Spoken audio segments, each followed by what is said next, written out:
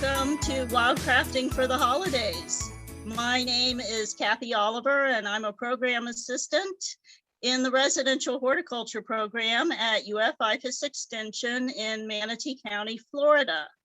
We have a lot of people joining us from all over the country, so it's great to see the interest in natural holiday decorating. I've been kind of practicing this for many years. I do live on a large piece of property, so I have a lot of material at my disposal. So I have been experimenting with lots of different things. And if anyone is not familiar with the Extension Service, we are a cooperative organization between the University of Florida here in Florida and our county governments. So every county in Florida and really throughout the US has an extension office. And we are here to help you with all things horticultural, agricultural. We have family and consumer science programs. We have Sea Grant programs, small farms. So if you're looking for resources and information, the Extension Office should be one of the first places you go to, because we try to provide science-based information to our customers. And so it's based on research that's done through the land grant universities. So check out your Extension Service if you haven't been there yet. Let's go ahead and get started. I titled this presentation Wildcrafting. Wildcrafting is collecting plant material from the wild or natural habitats for various uses, including food, medicine. Today, we're going to be talking about some artistic endeavors and doing it in both a sustainable and ethical manner. Now, although wildcrafting is kind of geared more towards the natural areas, but a lot of the things that I'm going to talk about today, you will be able to find in your own gardens, or it might even give you a different outlook on your garden, and you'll see it with more of an artistic eye and kind of get your creative juices going. So a lot of the plants that I talk about are also common in our landscapes. One thing to remember is if you're going on private property, you do want to get permission of the landowner. You don't want to trespass. That's not a good idea. And bear in mind that our state parks, our county preserves, our national parks, you are not allowed to collect in these areas. So do obey the rules and regulations of wherever you're at. And consider safety. If you're collecting from wild habitats or wild areas, you do want to have good shoes. Long sleeves are a good idea because you may be, working around plants that are thorny, or, it just could be a hazard. And sharp tools are important too for making the cuts. And with all plants, you want to prune using sharp tools. Be aware of your surroundings. You want to know what poisonous plants are common in your area. You might run into those. Stinging insects, biting insects can be a problem. So just, use the usual precautions, say, that you would if you were out hiking. Know your plants. You do want to collect just common species. If plants are rare or there's not an abundance where you're collecting, then leave them be. And be careful not to over harvest. Just take what you need. You don't want to have a lot of waste associated with your collections. And it's also, in addition to knowing rare and endangered species that you might encounter, it's also important to know invasive species that you want to avoid because they're becoming problems in natural areas. You don't want to spread them or promote them in any way. And I will talk about a few invasive species that you might encounter at this time of year in Florida. When you're cutting, kind of give some thought to your pruning. Don't just cut willy-nilly. When typical pruning practices, you would prune a branch back to another bud or a main branch. So just kind of keep that in mind. You know, don't leave one of your shrubs in your landscape very unshapely. You know, try to think about the plant and the shape of the plant and how to prune properly. And when you bring your materials inside, it's a good idea to keep them away from heat sources, candles, lamps, things like that, because they will get dry as they age. And, you know, you can pick them out and replace them with fresh greenery, but be aware that they are more flammable the drier they get.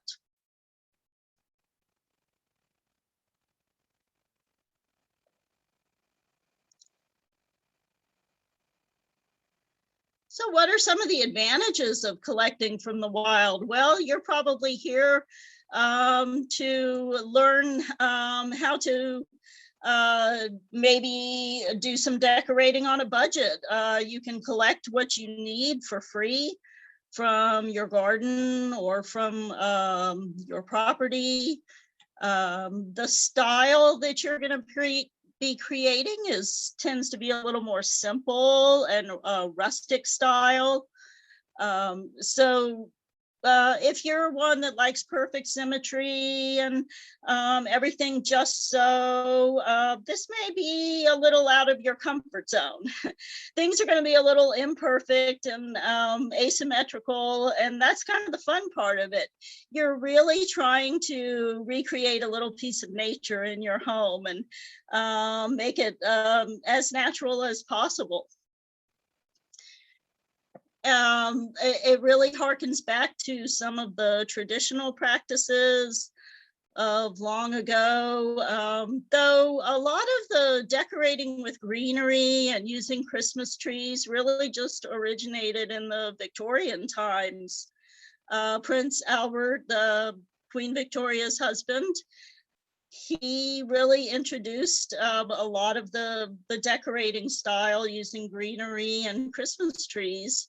And made it popular during the Victorian era. You also get wonderful natural aromas with a lot of the greenery, especially the pines and some of the hollies and junipers, and they're fresh natural scents that are really pleasing at this time of year. You get outside, you get some outdoor activity. It's a great thing to do with your kids. And it gets you out and looking at your plants that are around you. And this is really a good practice. We call that scouting. So you inspect your plants regularly, and you might find that you have problems that you need to take care of when you're looking a little more closely at them. For example, I was out collecting some coontie fronds. Coontie is a cycad, and I noticed it had some bugs on it, and it was scale. Scale is an insect that kind of looks like a bump on a plant. It has a bit of a tough coating on it. They don't move around a lot. However, I did notice that there were a lot of crawlers. The crawlers are the nymph stage of the scale, and this is when they're out moving around and finding new areas. And this is the best. The crawler stage is the stage you want to treat because they're the most vulnerable to sprays like soaps or oils that you would use on scale. So I found out it was a good time to treat my coontie.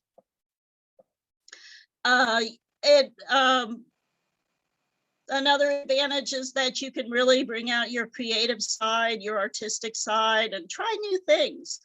You'll really begin to look at plants kind of with a whole new eye. And best of all, you can recycle and compost your materials when you're done with them.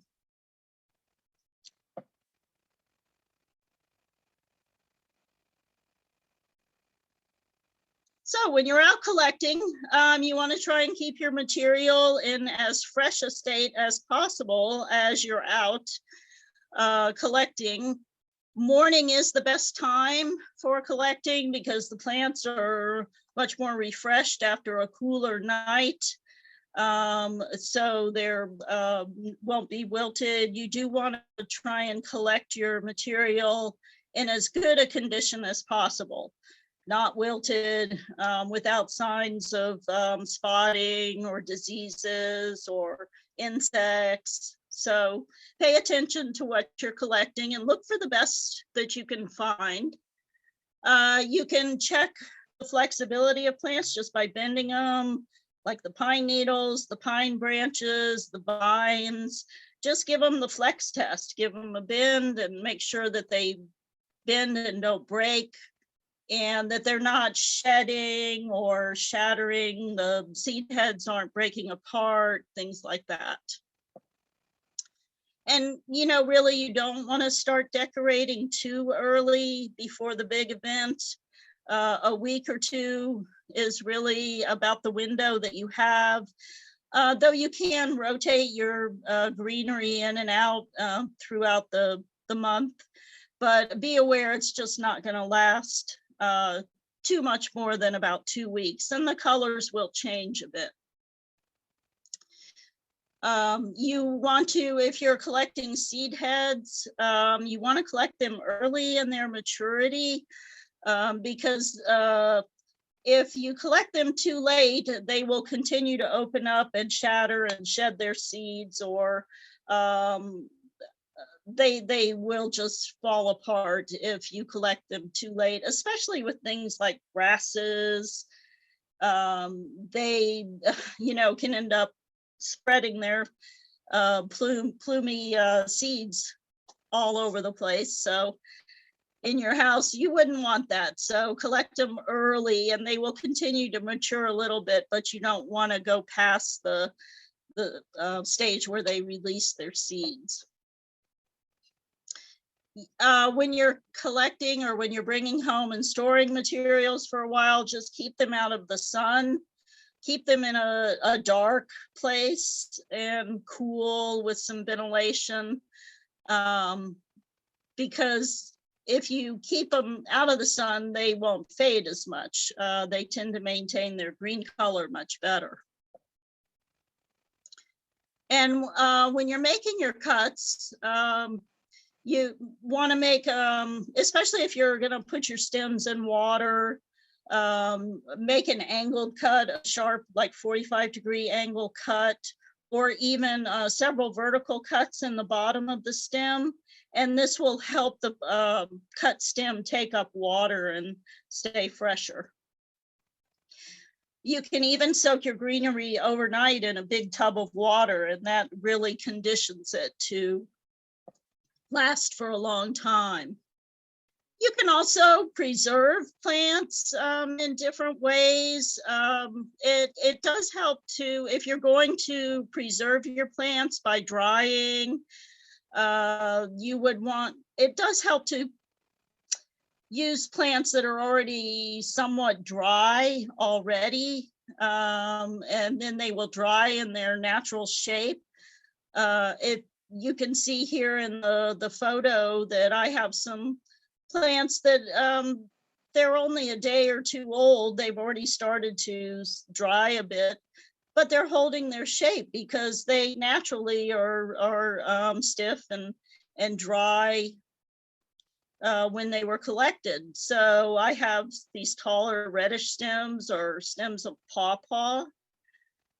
We have many different species of pawpaws in Florida, and they have those nice reddish stems. And the leaves, even when they dry, they're kind of a bluish green and rather attractive.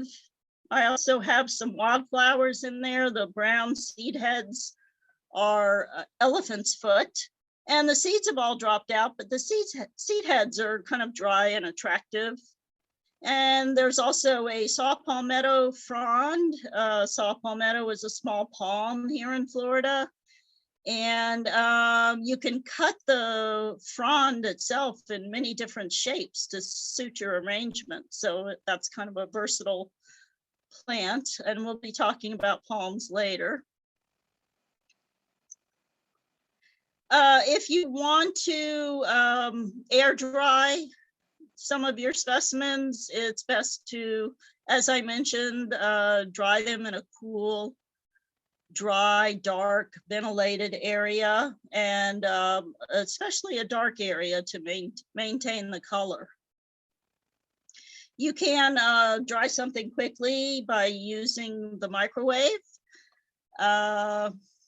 It takes a little bit of experimentation to figure out how long to dry, because you want them dry but still maintaining their color, and not crumbling, not so dry that they just crumble. So you may have to experiment a little bit with the time on the microwave. There's also desiccants that you can use, and these are usually used for fragile specimens like flowers and delicate herbaceous leaves. You can use things like sand, which is cheap and readily available, but it takes a little bit longer to dry using sand. If you want to have a little speedier drying process, you can use borax, though you do have to be careful with the dust and breathing and contact with borax. It is inexpensive though, and you can reuse it, you know, if you redry it. Silica is a little more expensive, but it's easier to use. You would place it in an airtight container, and you can reuse that as well once you redry it. Also, coating things. If you have seed heads that look like they're going to shatter, you can give them a little bit of hairspray on them just to hold everything in place. There's also spray lacquers that you can use to preserve material, and it also gives it a little bit of a glossy shine. Or you can use spray paint.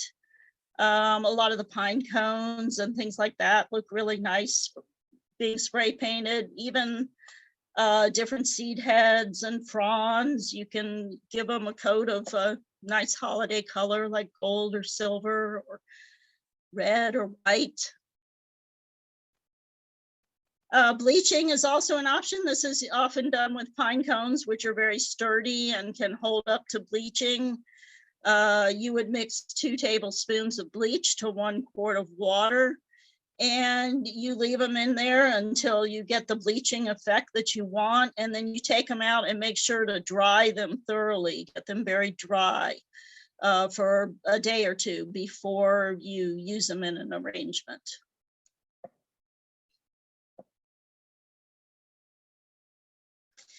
Today I'm going to be talking a lot about wreaths and arrangements and swags and garlands, things like that. So I'll start off with wreaths.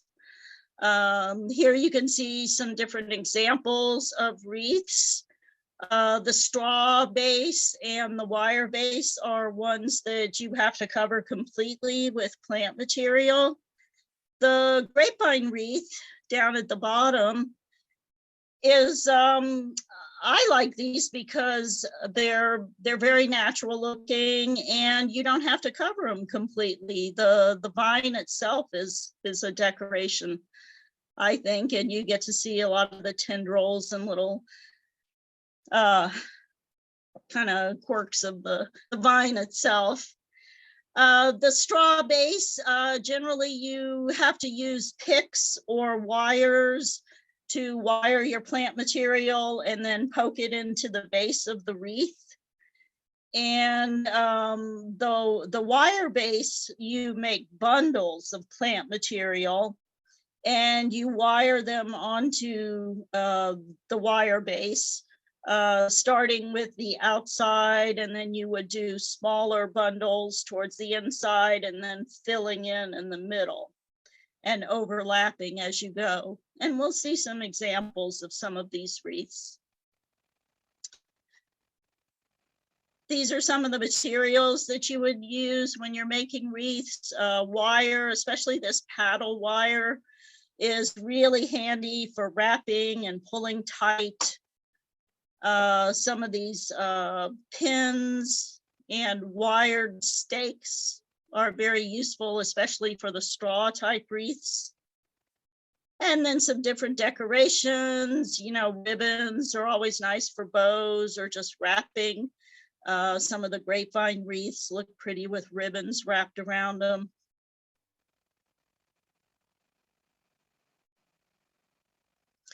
Arrangements you can do in just any type of container. Just use your imagination.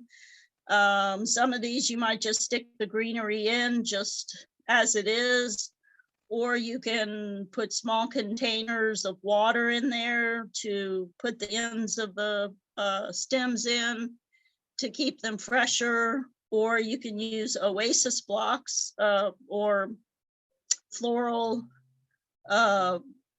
foam blocks that hold water, so, and are very easy to poke stems in to keep them fresh. And glass containers also are really nice if you're doing kind of a layered or you know, decorative sort of arrangement that you really want to see all the different elements in there. So glass containers really are nice as well.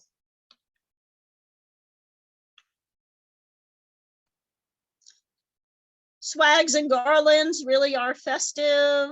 These are great for over doorways and on hearths and stair rails and as table runners down the middle of the table. This garland or swag over the door is very elaborate. In addition to greenery, we've got some apples and different berries. And that's quite an elaborate one. And I want to thank Barbara Smith from Clemson University for providing a lot of these wonderful pictures. She's very much into natural decorating as well, and she's a great photographer. When you're doing apples like this, you need a very heavy gauge wire, and you string all the apples together in a long string, and then you would wire that to your greenery or your doorway or whatnot. You can use hooks or nails to hold everything. The door swags are really great. You can do these with any kind of material. What you would do is kind of lay out your arrangement on a table, and you just keep layering it up. You start with the longer pieces and layer it with shorter and interesting pieces in the bundle. And then you just gather that together on the end. You know, probably you would want to wire it real tightly there at the end and then cover it with a decorative ribbon and put it right on your door.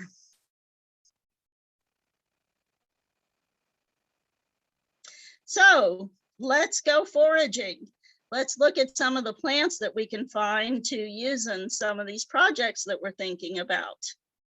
And I like to carry these peach baskets with me. They are a durable basket that's lightweight though, and they're deep, so they hold a lot, and they're really easy to carry and balance.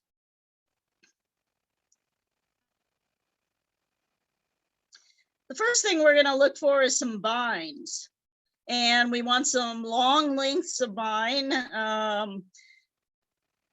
especially for wreaths. You definitely want long lengths so you don't have to keep adding smaller pieces to it.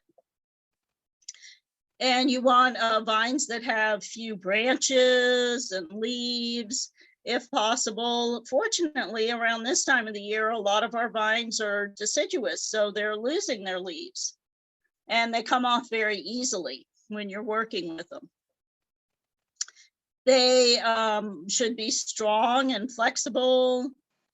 And these are good for wreaths and baskets.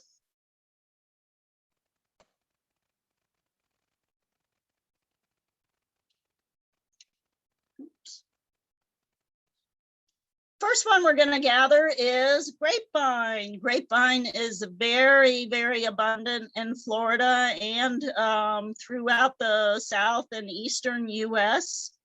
Our most common one is the muscadine grape, though we do have several different species of grapevine. Most of the grapevine in Florida happens to be male plants. Grapevine is either male or female. Only the female is going to produce the fruit. And most of our vines are males for some reason. I'm not sure why. So we don't see a lot of fruit in the wild. They are very vigorous climbers. Grapevines have very strong tendrils for wrapping around other branches of their host plant, and they clamber over trees and shrubs. They can even root when they run along the ground. So they're quite well adapted to our environment. Can you see on the chat?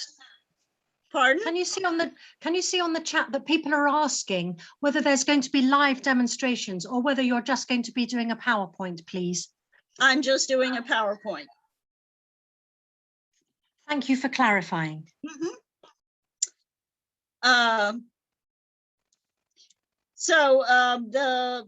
grapevine does lose its leaves in the wintertime. Or they pull off very easily when you're working with them, which is a great benefit.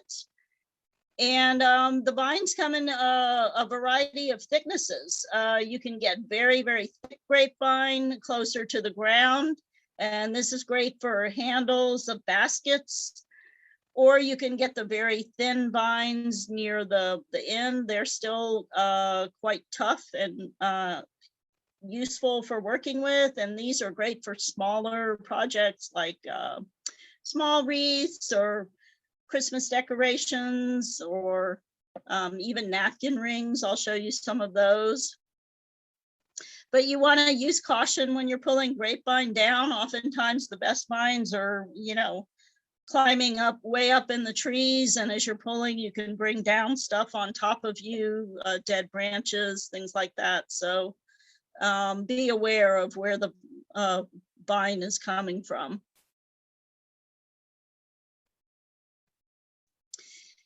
Now here I wanted to show you, on the left is a grapevine that you would commonly find in a craft store. And on the right is a homemade vine.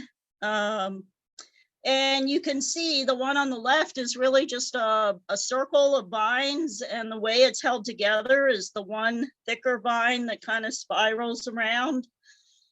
So if that thicker vine breaks, your whole vine has kind of become unstable, your whole wreath. But with the technique of using a spiraling pattern where you just keep twisting the vine in the same direction as you go along, you get this very interesting spiral pattern. And if a piece of that breaks, it doesn't matter because it's all held together by the rest, and you just poke the broken pieces back in or remove them, and everything's still sturdy and remaining in place. So I really like this technique of just doing a spiraling twist for a grapevine. And you can make wreaths of all different sizes with grapevine, as I mentioned. This is a very large wreath on the top, probably about 14 inches across. You can do smaller ones for your doors. These even smaller ones look great as Christmas ornaments on the tree. You can decorate them with different little ribbons and things like that and hang them on the tree. And there's the little ones for napkin rings. Then you can twist one of those up in about 30 seconds. And here's some that have been decorated up.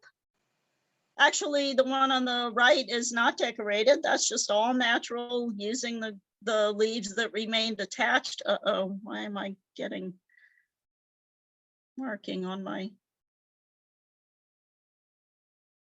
I don't know why that's happening.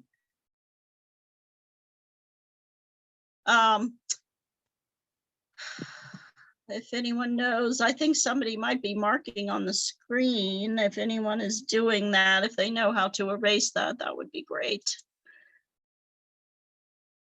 Let's see, I don't see how to do anything about that. Anyways, the one on the left is kind of decorated in a symmetrical pattern, but I added some interest just by turning it so it's sort of offset and non-symmetrical, asymmetrical. And in that one, we have some red cedar for the foliage. We have some holly berries in there and some sand pine cones, which have a small cone.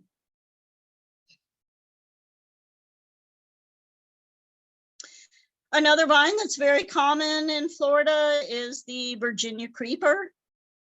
Virginia creeper has sturdy tendrils that have little stickers, or I like to call them suction cups. They're like little feet on their tendrils. You really don't want this too close to your house or your structures because they attach themselves right to the sides. And even after you pull them off, they leave their little tendrils behind. So they are also very good at climbing over things. And they are often mistaken for poison ivy. And the graphic here shows you that poison ivy has leaves of 3.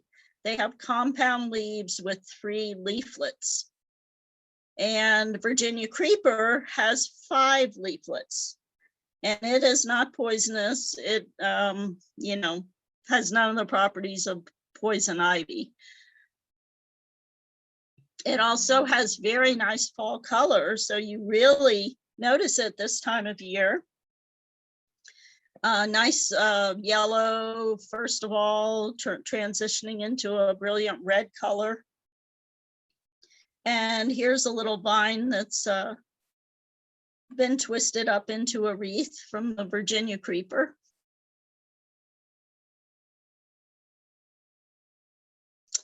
Honeysuckle is an interesting vine.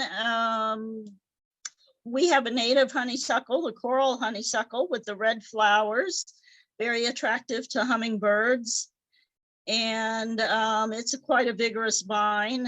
One that you want to avoid is the Japanese honeysuckle. That is an invasive plant. And in fact, it is prohibited, which means you're not allowed to possess any part of it. So stay away from Japanese honeysuckle. Don't buy it, don't plant it. But the bark of the honeysuckles is very interesting. It is thin, and as you bend it, it kind of peels and exfoliates a bit. So it's quite a rustic look. And on the left here, this is a basket that I made from honeysuckle. And it was very simple basket. It's not one that's super useful, but it is decorative. And basically you just do 2 wreaths, spiraling wreaths. And you do the first one vertically and the second one horizontally, and you intertwine the 2 as you go, and then you fill in the space at the bottom with some more vine, and you have a little basket. And the kind of funny, spiky, tall stems here are from palm trees. These are the from coconut palms, and that's the part that holds the coconuts. And when the coconuts drop off, they leave the little cap here that looks like a flower. So I thought those were kind of interesting. And here's the honeysuckle basket that's kind of been filled with some lightweight objects for decoration.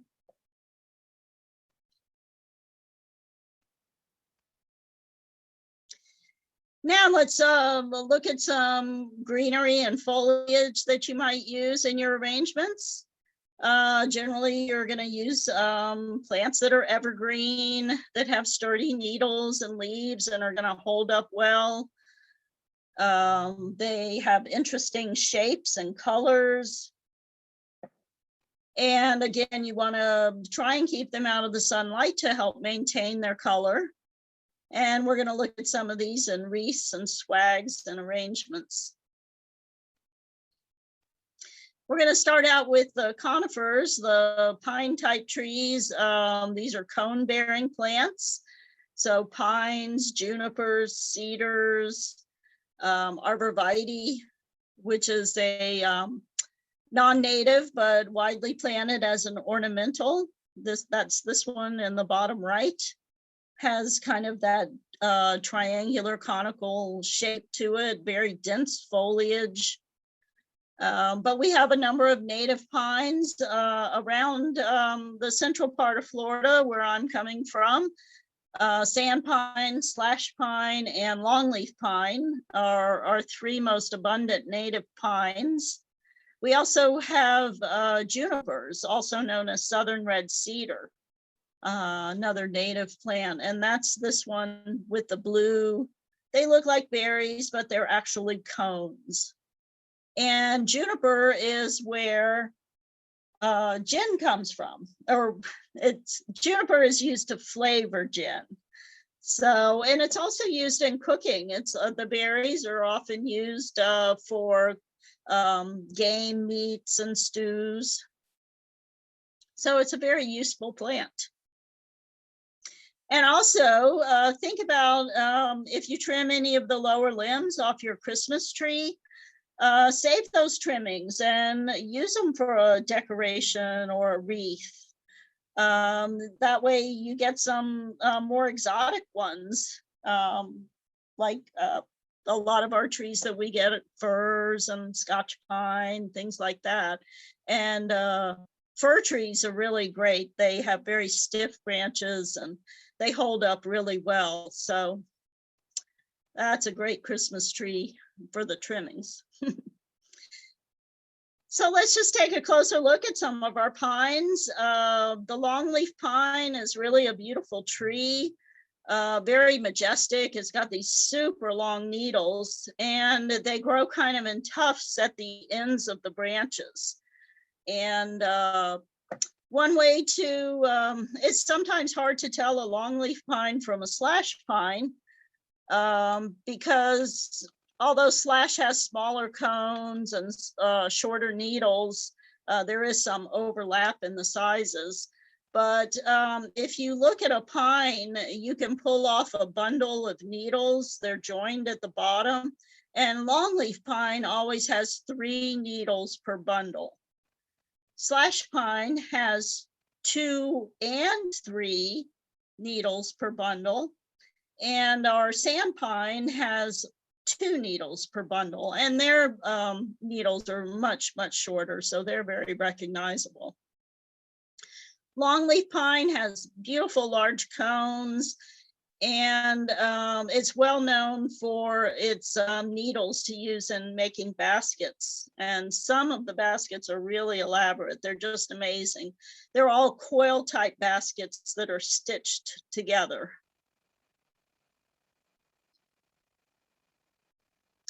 This is our native sand pine.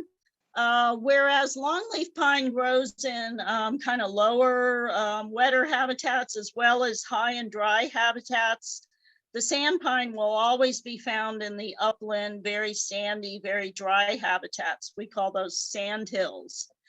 And they can become very thick. They form very dense forests. One reason for that is because you notice the pine cones here, they're generally closed. They take a very long time to open up. And really they're adapted to open up in the presence of fire.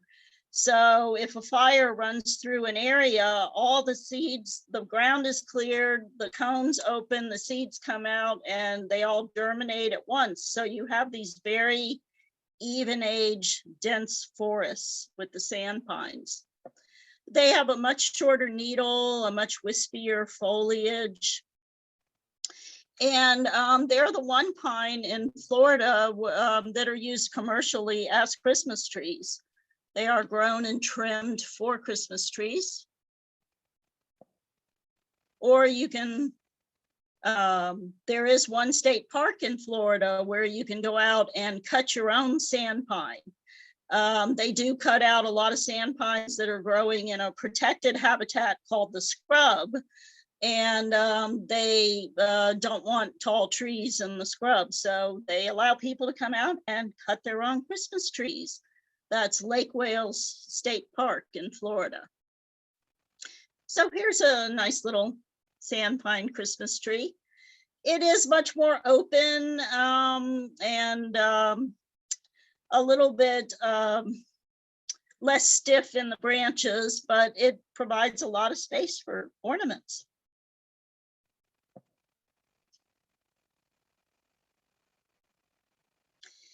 Here's some greenery used in wreaths. This is fir, I think, fir or hemlock, I'm not positive, but it's got a nice little Florida look with its shells that are wired on and some nandina berries and baby's breath, I think that is.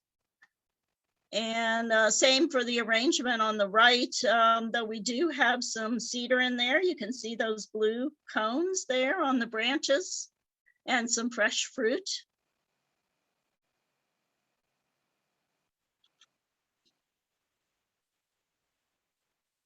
Here's some swags over the doorway, simple swag, and swags are really easy to make.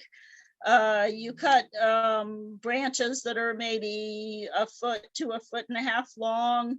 You overlap them and you want to wire them down in two places along each branch. And then you just hang them up wherever you want them. Add other decorations in there. The wreath is made of more of the Fraser fir, holly. There's some gold mop cypress with that yellow color.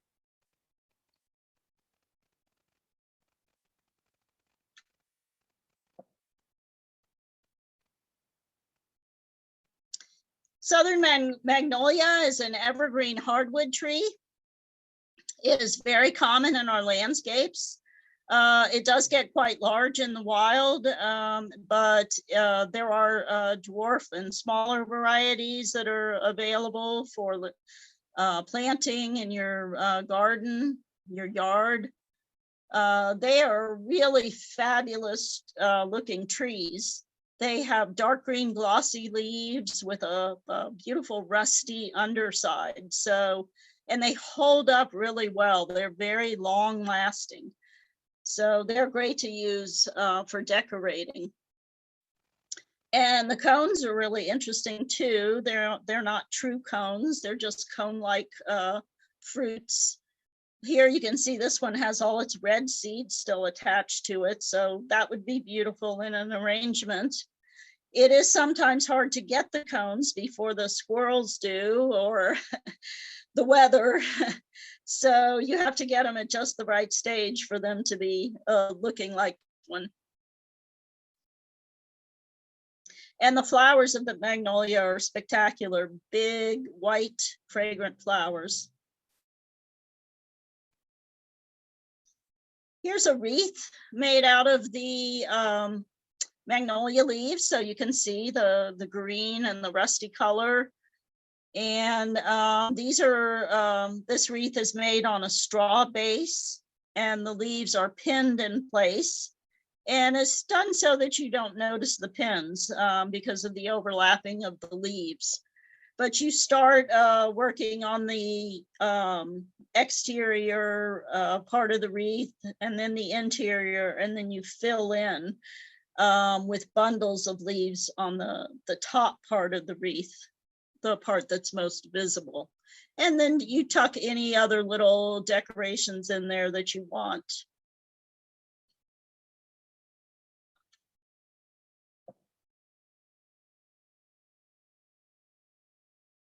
This one is an arrangement on the mailbox. Very simple arrangement, but very interesting to look at. I wish I knew how to get rid of those yellow scribbles.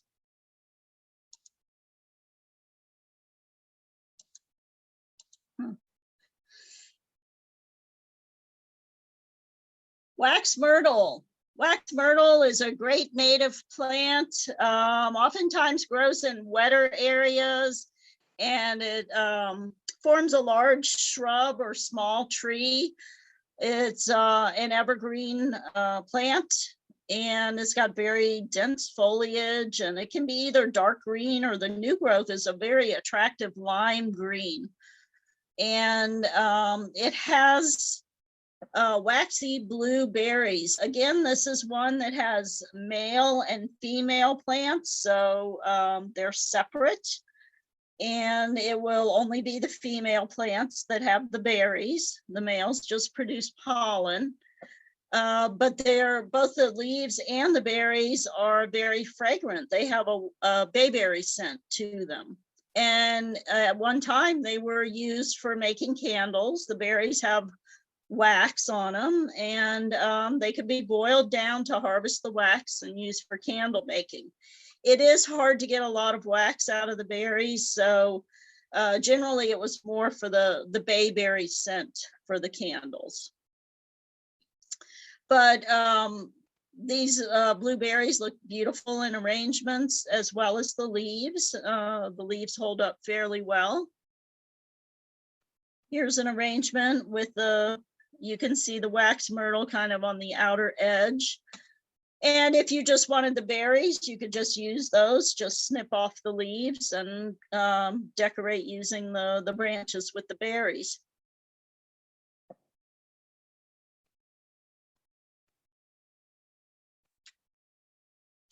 We're lucky to have an abundance of palms in Florida, from a very large palms to very small ones. For decorating, you want to get the ones with the smaller leaves. And palm fronds basically come in two different shapes. There's the fan type frond, and you can see an example of that in the top right photo. The two top ones are the fan-shaped fronds, and then you have the pinnate type frond that looks like a feather. One of our most common smaller palms is the saw palmetto. Grows extensively in the flatwood areas of Florida. And as in addition to a green variety of the saw palmetto, we also have a silver variety, which is popular in landscaping for its beautiful silvery fronds. And as I mentioned, you can use these in arrangements, and you can trim them and cut them in many different shapes.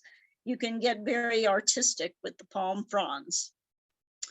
They also have very interesting flower stalks, flower sheaths, the parts that cover the flower stalk before it opens up, and even the boots of some palms, which are just old leaf bases that remain on the trunk.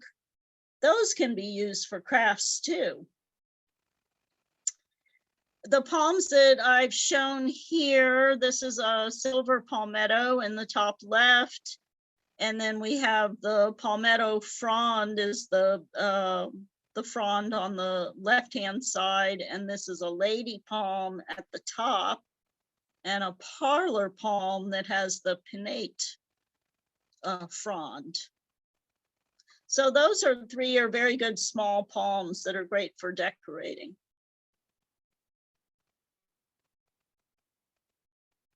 And even on the regular saw palmetto, the underside is lighter, so you can see the difference between the upper side and the underside of the palmetto in this arrangement.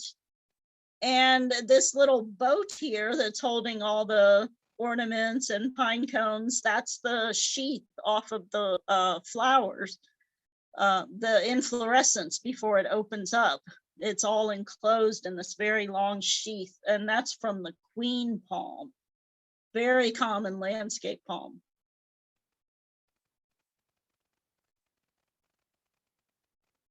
Kunti is a evergreen cycad. It is a native plant.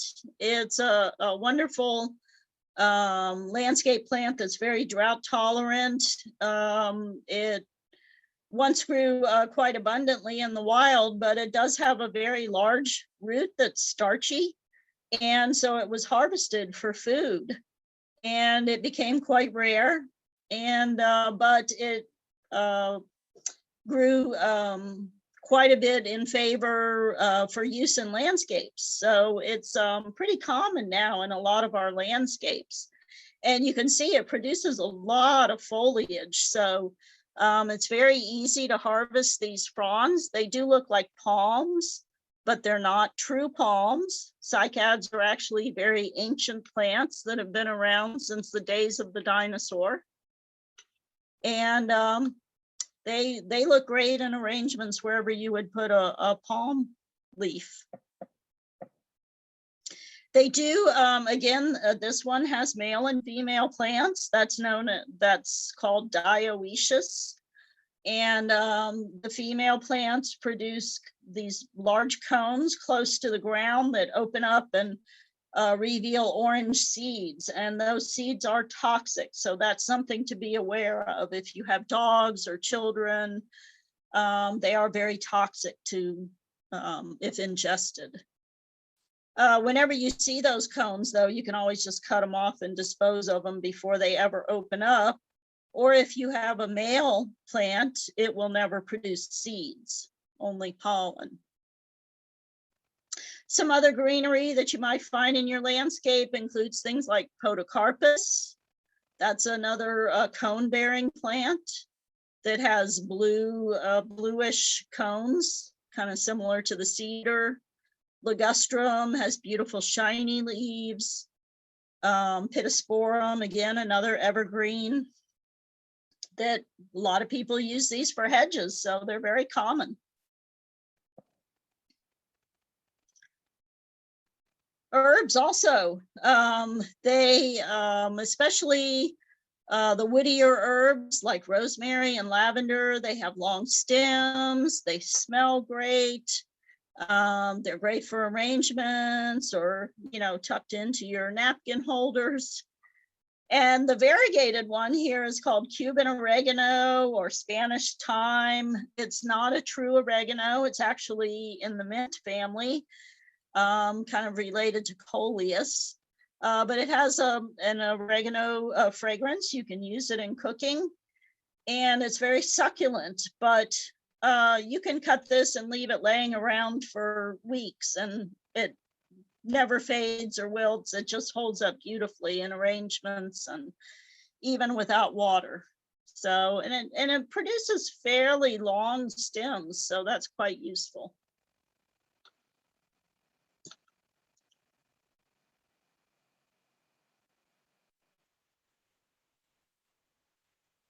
Fruits, both fresh and dried, look great and really give a holiday feel and kind of a feel for your area if you use local fruits.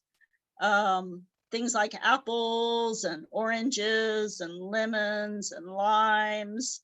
They look great in fresh arrangements, added to wreaths or swags, or runners on the table.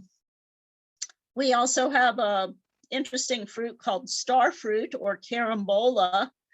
And when you cut through it crosswise, it makes a beautiful star shape.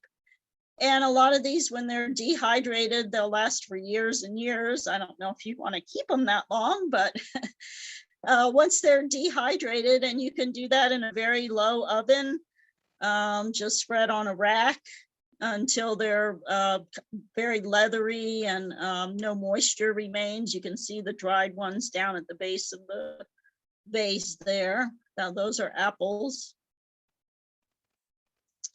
Pomegranates look great in arrangements. They have that beautiful red color. Chili peppers, also nice. So here's a wreath with apples, fresh pomegranates. And those are probably stuck in, that's probably made on a straw base, and you use picks and you stick it in one end of the fruit and then poke the sharp end into the straw base, and it holds them very firmly.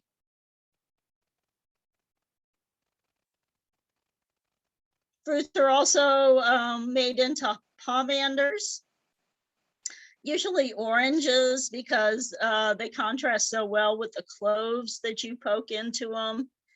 And you can kind of mark out a pattern with a Sharpie. And there's a lot of traditional patterns. This practice goes way back to the Middle Ages, when there were a lot of foul odors around, and people set out pomanders to kind of combat those odors. And though in early America, they were a sign of luxury, so it was only the wealthy that really were able to decorate with citrus fruits. But they really do make a nice aromatic decoration, and you can go crazy with the pattern or simple, and you can hang them from ribbons or put them in stands like this one. But you do mark your pattern out with a Sharpie, and then poke a little hole just through the rind with something sharp like a skewer or a toothpick, and then put your clove in place. And you can even desiccate these if you want to keep them longer. Just dry them out. They will shrink a bit, but they still maintain their shape.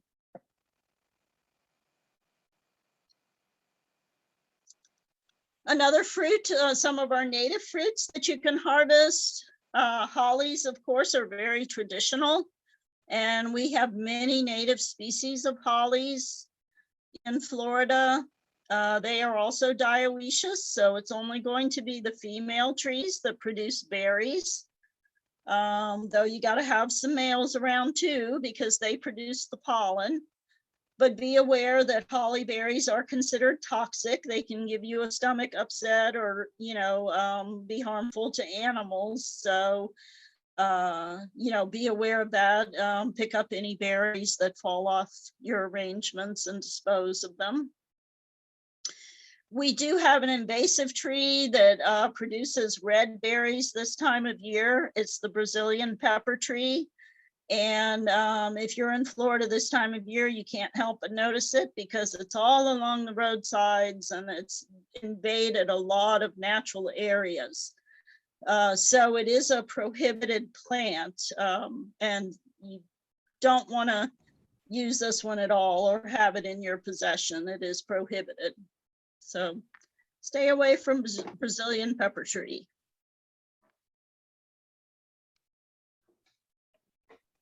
They just add a great pop of color to wreaths and arrangements. It just really, says holidays when you see holly used.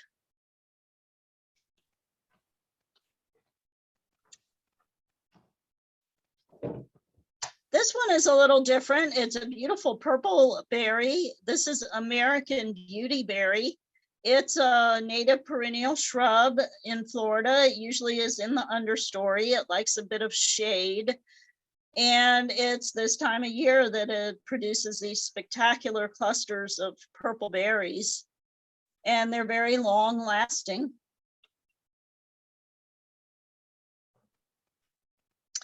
You can see the stems are kind of grayish. They're long. The berries are in clusters right towards the end. About this time of year, the leaves really start looking bad. It's not deciduous, but the The leaves turn yellowish and spotty, so I usually just pull off all the leaves and just use the stems with the berries. In this arrangement, we have some Kunti fronds, some beautyberry, and also some sprigs of rosemary and Cuban oregano.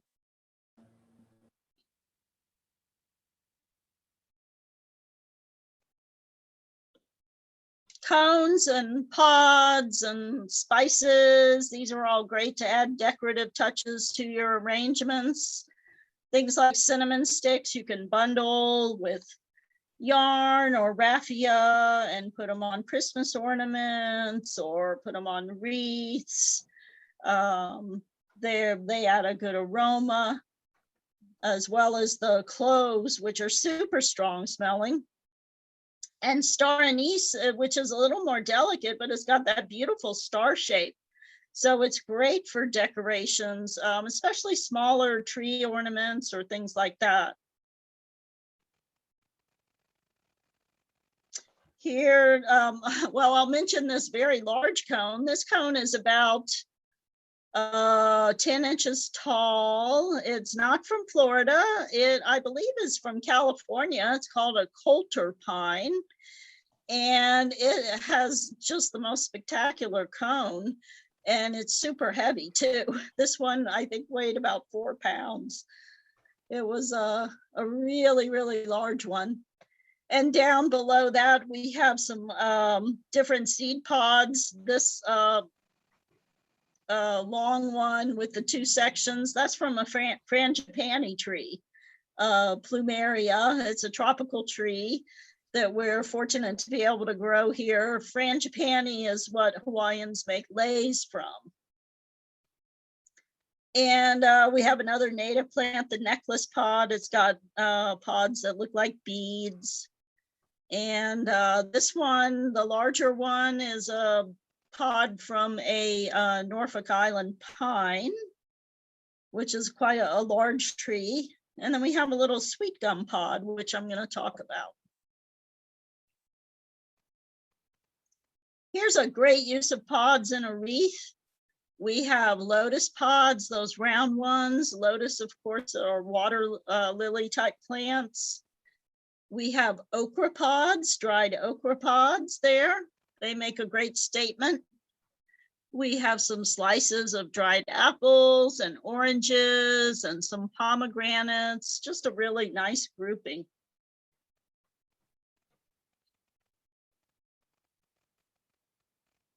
And I wanted to mention the roselle. This is another, this is a hibiscus type plant. So it's actually native to Africa, but it's grown worldwide for its calyxes, which are these red parts of the flower. This is actually kind of holds the flower and the fruit and surrounds it. And the calyx is the is really prized this time of year for making a refreshing bright red drink at the holidays, kind of like a punch. And you would add lemongrass and maybe some mint, or you could add ginger to it or cinnamon for a little holiday spice. It's also an ingredient in red zinger tea, gives it that red color. But the branches are great to use in arrangements. They are that beautiful bright cranberry color. Oh, that's another thing. It can be used as a substitute for cranberries to make a sauce. So you have these stems with all these beautiful red calyxes on them. They last for a long time. They're quite stiff and durable, so they are wonderful to use in arrangements as well.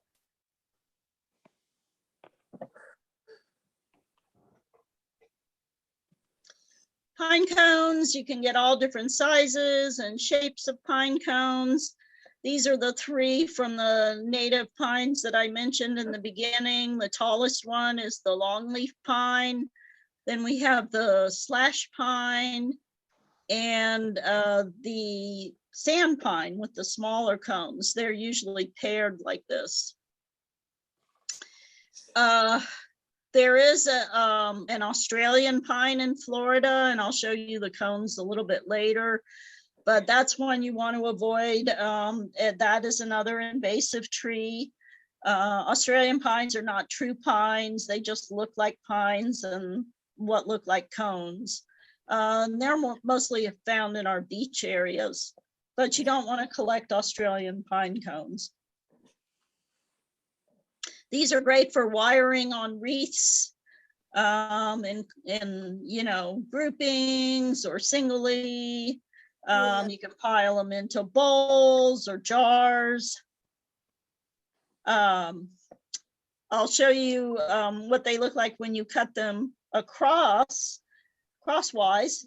They look like flowers. So, and you can also, you know, give them the treatment, glitter, paint, snow. They really do. I like the snow tipped ones. You can put glue right on the ends of the pieces and roll them in salt, and it looks like snow tipped snow cones.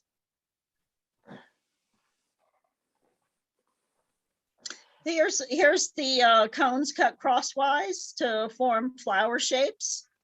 This is the back side, or the very end bottom part of the cone. This is from the middle here. Like dahlias and stuff. And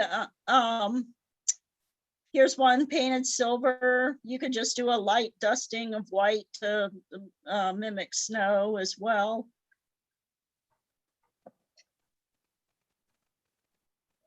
And this wreath has a lot of cones in it. I'm not sure what all the types are. I kind of like these long cones, but there's some of the little flower shapes tucked in there as well, and cotton for decoration. Nice little ribbon.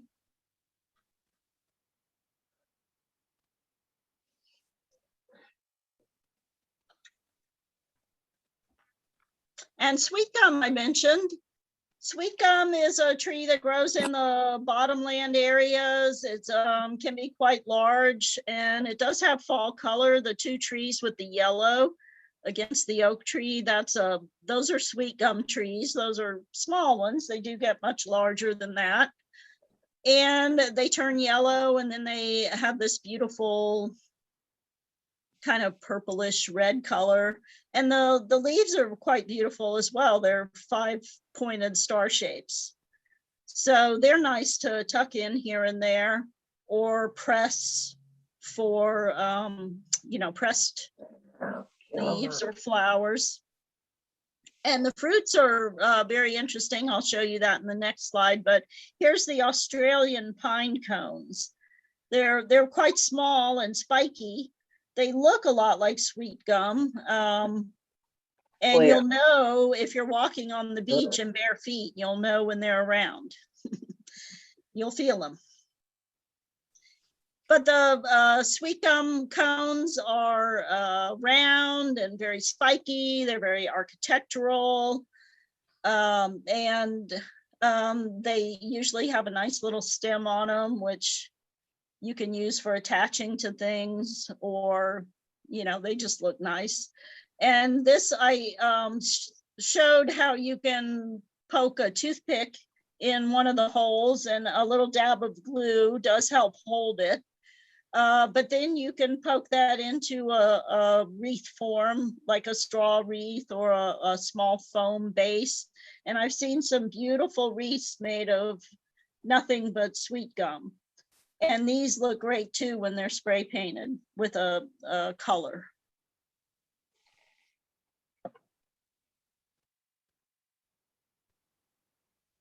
Other things to think of when you're out there collecting wood pieces, things like lichen and ball moss and little epiphytes. Even here's the boot of the palm that I mentioned. Some palms have those leaf bases that stay on the trunk. That's the boot. And this is from a cabbage palm, I believe. And I've seen some wonderful like reindeer heads made of the palm boots, and turn the other way, Santa Clauses, things like that. If you have some painting skills, you can use those.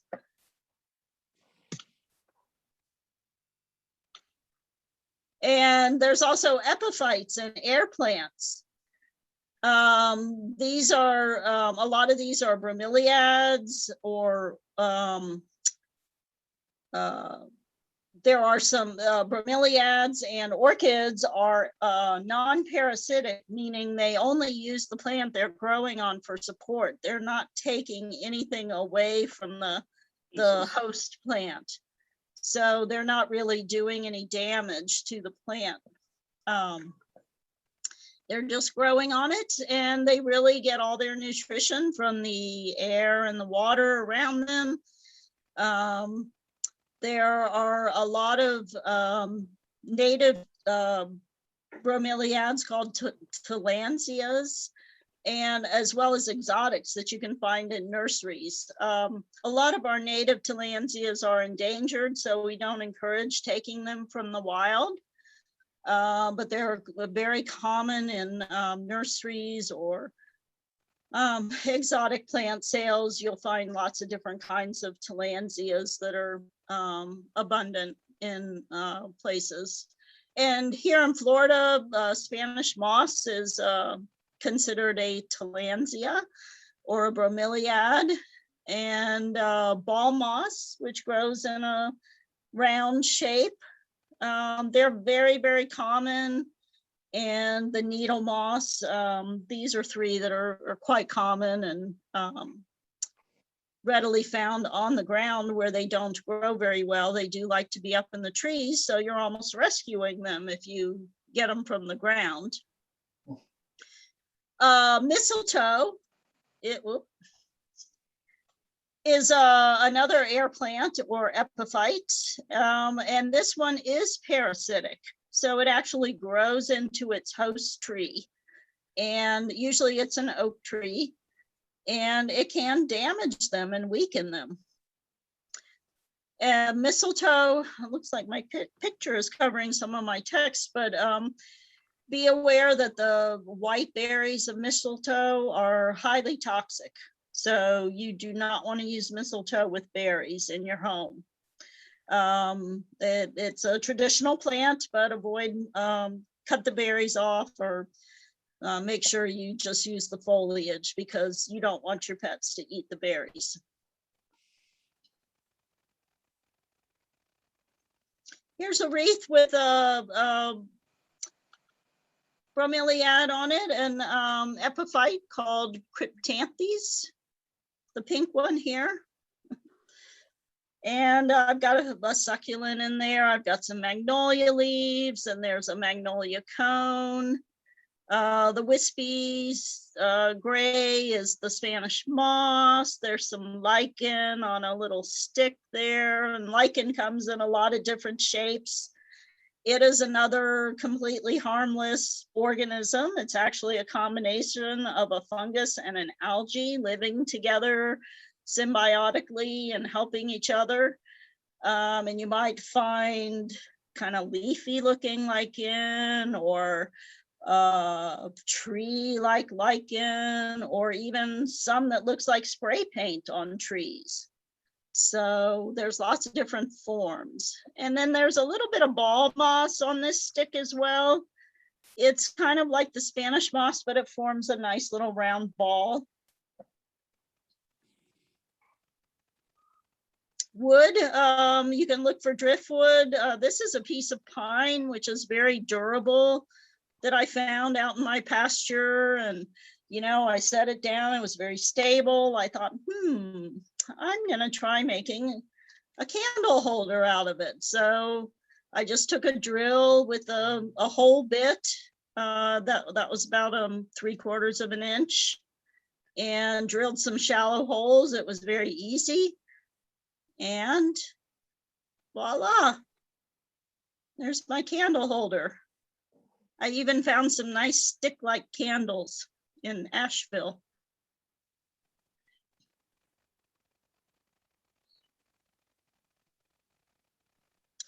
Okay, so that about comes to the end of my presentation. Mhm. And now I want to have a kind of a little interactive portion, but I wanted to ask you, if you found something like this is the flower stalk from an Alexander palm. Yeah. A lot of palms have these types of stalks. The flowers are all gone and it's just left the woody portions of it. Well, what would you do with this? I thought it looked a lot like a Christmas tree. It's got the bones and the shape of a Christmas tree. If you want to put in the chat, what would your idea be for decorating this?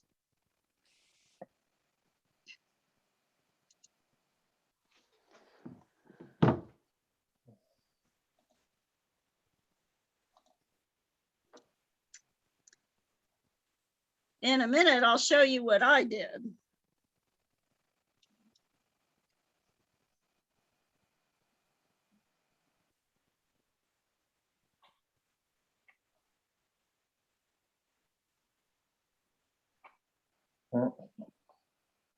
Anyone? Let's see. Charlie Brown's Christmas tree. There you go. A few little ornaments and you got it.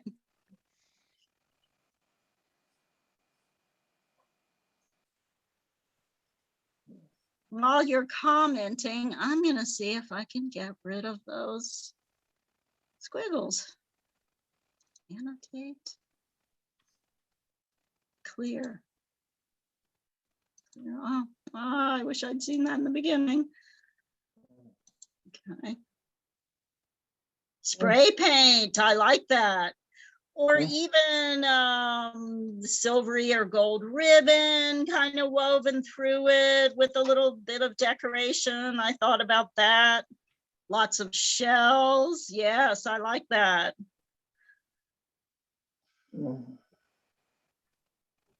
Raffia bows and ornaments. Sweet gum balls. Yeah. Spanish moss and holly sprigs.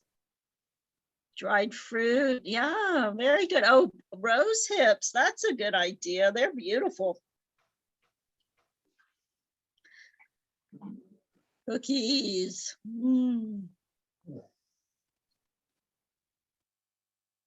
Well, let me show you.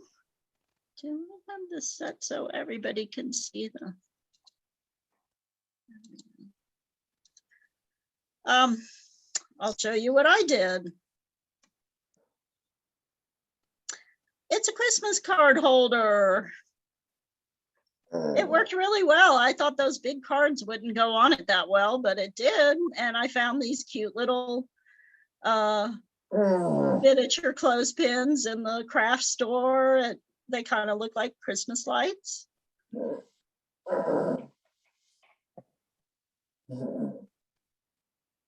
Yeah, it's a great way to display your Christmas greeting cards.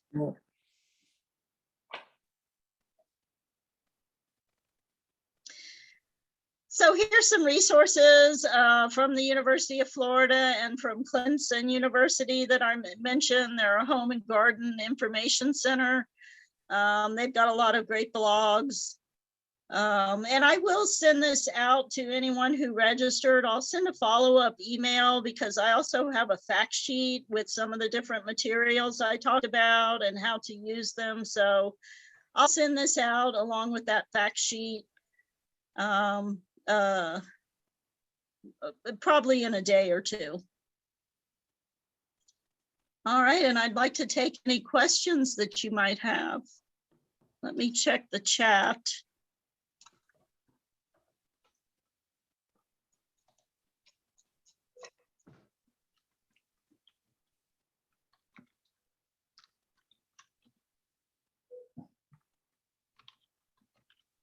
Let's see, someone can't hear. Oh. How do you keep the apples looking that healthy, huh? I wonder if she was talking about the fresh apples. Probably. They won't last forever. You do have to watch because you know, depending on the weather and the conditions that you have it in, if it's in a warm room, they're not going to last as well, but they will last a couple of weeks. So they're definitely worth using. Yes, this webinar was recorded, so you can check our YouTube channel. And I'll put the name again to search for when you're on YouTube. I'll put it in the chat.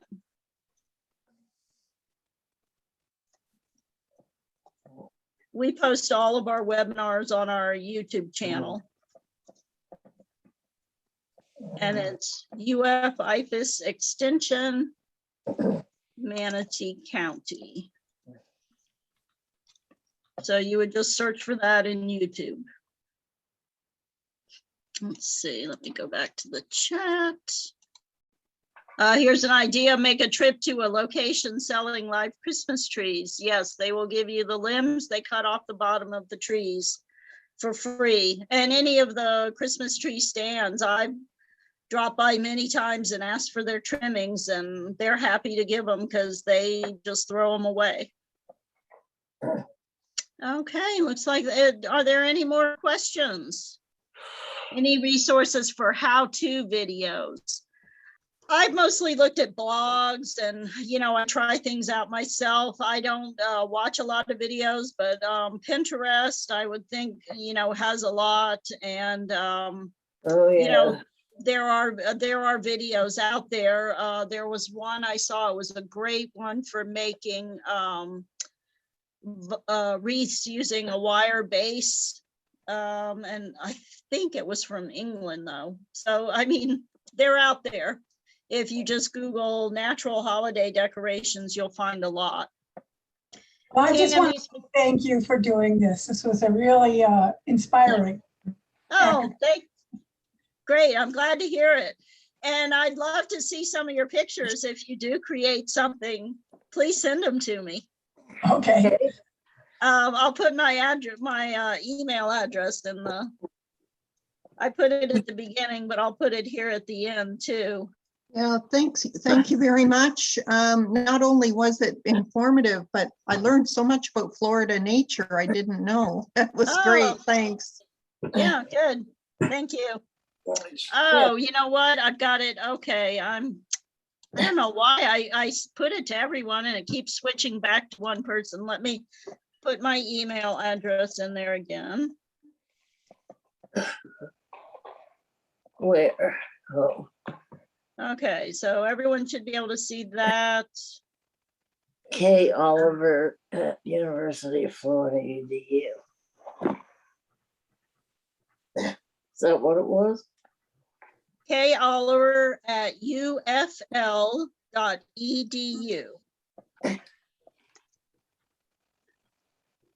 And there's our YouTube channel, UF IFAS Extension, Manatee County. And I will generally, when the recording is available, we do either send you a link or refer you to the YouTube channel if you've registered for the webinar. We do follow up with that. There was one question, can you, besides using toothpicks, what natural adhesives can you use? I don't know. Pardon? Pine tar. Pine tar. Yeah. Yeah. I don't do a lot of gluing. Sometimes I use hot glue, but I mostly do my decorating with natural twisted wreaths or just containers where I can stick everything in it. The grapevine wreaths are great for, you don't need a lot of glue. There's so many little nooks and crannies to tuck everything in. You hardly need glue. But there are some fast drying tacky glues that work well. You could try things like that. Let's see. There was one about storing it. You really can't store this these things for long, unless it's something like pine cones or pods that are already naturally dry, or you dry them and really desiccate them to get all the water out. They won't hold up. The fresh stuff, just, it will eventually, the colors fade, and sometimes they're interesting when they fade, you know, you kind of get a whole different look to them. But generally you would just toss them out at the end of the season. Okay, well, with that, I want to thank you very much for joining me this afternoon. And I hope to see you again in the future, and happy holidays to you.